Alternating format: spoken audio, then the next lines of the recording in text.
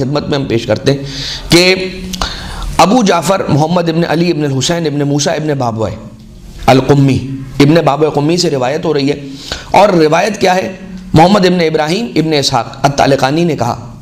اور یہ آگے جا رہی ہے چلتے چلتے چلتے چلتے روایت سرکار علی ابن موسیٰ الرضا علیہ آلاف التحیت والثناء۔ مولا رضا کے نام پر ایک درود بھیجے محمد والے محمد پر، اللہم صلی علی محمد۔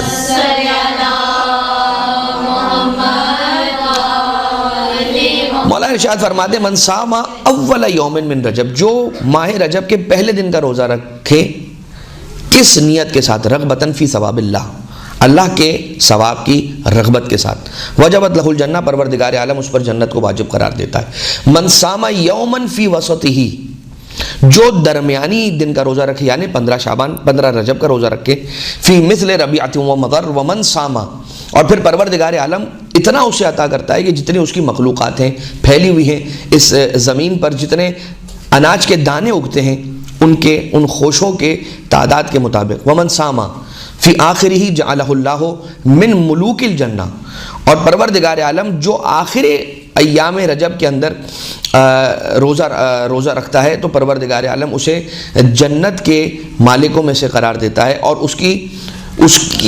اسے حق شفاعت عطا کرتا ہے، وشفعہ فیہ، اور پروردگار عالم اسے حق شفاعت عطا کر دیتا ہے۔ کن لوگوں کی نسبت؟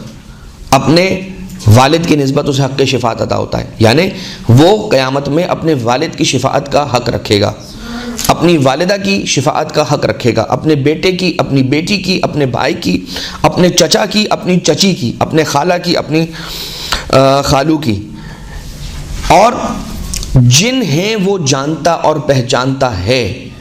یعنی اگر کوئی شخص آ جائے گا اسے دیکھتا ہوا کہ بھائی تم شفاعت کروا رہے ہو، میری بھی شفاعت کروا دو، تم نے مجھے فلاں جگہ پر دیکھا تھا، میں تمہیں پہچانتا ہوں، تم مجھے پہچانتے ہو، جن لوگوں کو وہ پہچانتا ہے